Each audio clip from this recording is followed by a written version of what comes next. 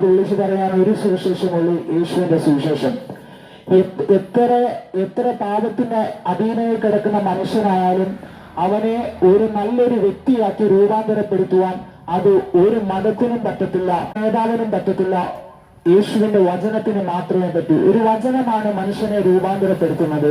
അങ്ങനെയെങ്കിൽ 2000 വർഷങ്ങൾക്ക് പുറകെ വിളിച്ചു പറഞ്ഞു, ദാഹിക്കുന്ന ഏവനും എന്റെ അരികിൽ വരട്ടെ.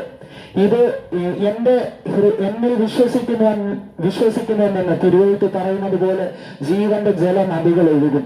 അങ്ങനെയെങ്കിൽ ആ യേശുവിൽ ഇത് ഒരിക്കലും ഒരു നിങ്ങളുടെ പണമോ നിങ്ങളുടെ സമയമോ നിങ്ങളുടെ സ്വത്തോ ഒന്നും ഇതിനെ ചെലവഴിക്കേണ്ട ആവശ്യമില്ല.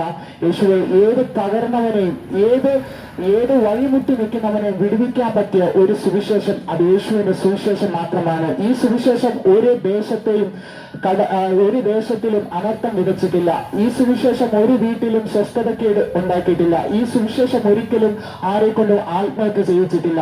ഞങ്ങളെല്ലാം ഈ സുവിശേഷത്തിന് വക്താക്കളാവാൻ കാരണമെന്ന് ചോദിച്ചാൽ ആർക്കും വേണ്ടാത്ത ഒരു ജീവിതം ഞങ്ങൾക്കുണ്ടായിരുന്നു. പലപ്പോഴും ഞങ്ങളുടെ ജീവിതത്തെ കുറിച്ച് ഞങ്ങൾ പറഞ്ഞൊരു കാര്യമുണ്ട്, ദൈവമേ ആർക്കു വേണ്ടിയാണ് ഈ ജീവിതം, ആർക്കു വേണ്ടിയാണ് ഞങ്ങൾ ജീവിക്കുന്നത്?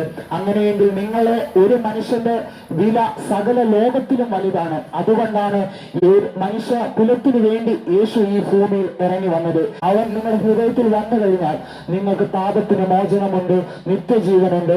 അങ്ങനെയെങ്കിൽ ആ യേശുവിനെ കുറിച്ചുള്ള ഈ സുവിശേഷം നിങ്ങൾ ദയവ് ചെയ്ത് ശ്രദ്ധിക്കണമേ. ഇത് അലക്ഷ്യമായി നിങ്ങൾ വിചാരിക്കരുത്.